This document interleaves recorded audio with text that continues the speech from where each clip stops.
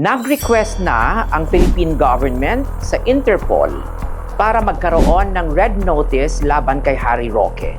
Isang hakbang na sa mukha ng dokumento ay tungkol daw sa syndicated trafficking sa isang Pogo hub. Pero sa mata ng publiko, malinaw. This is the government asking the world's police network to hunt down a former official turned vocal critic.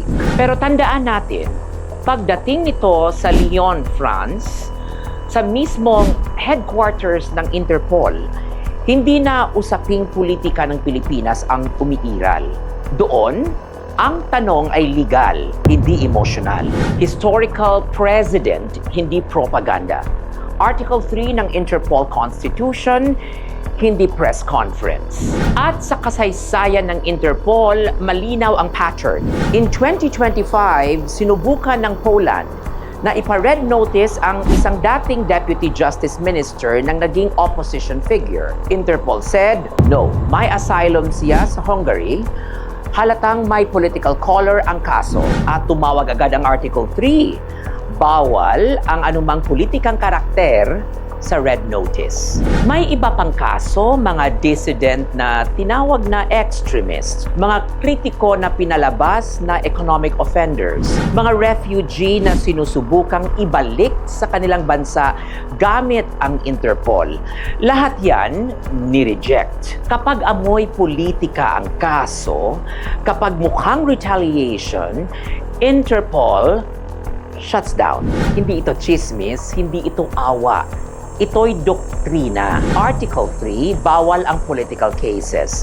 Refugee resolution, protektado ang may asylum laban sa bansang pinanggalingan niya. Repository of practice, paulit-ulit na example na kapag political ang intent, automatic red flag. At ngayon, nasa gitna niyan si Roque.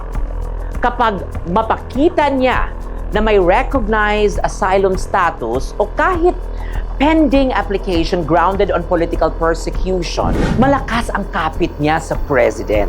Kung ang trafficking allegations ay mahina, hindi solid ang ebidensya, o sabay na sabay sa pagiging kritiko niya sa administrasyon, may lalong lulubog ang request ng Pilipinas. Ano ang odds? Legally speaking, mataas ang posibilidad na hindi i-issue ang red notice. O i-issue muna pero maaalis pagkatapos ng review ng CCF or Commission for the Control of Interpol's files. Ito ang trend worldwide. Kapag political ang kulay, patay ang request. Kapag may asylum, shield yan. Kapag kulang ang ebidensya, automatic fail. Kung malakas ang ebidensya ng Pilipinas sa non-political trafficking offense, posibleng umatras ang Interpol at payagan. Pero kung manipis ang case file o masyadong sabay sa politika, the likely outcome is simple. Mas malamang pang mamatay ang red notice na ito sa Lyon kaysa mabuhay sa Manila. At hindi ito drama, hindi ito depensa sa tao. Ito ay respeto sa batas ng international policing. Interpol will not be used as a weapon for domestic political wars. Another day, another Regal POV.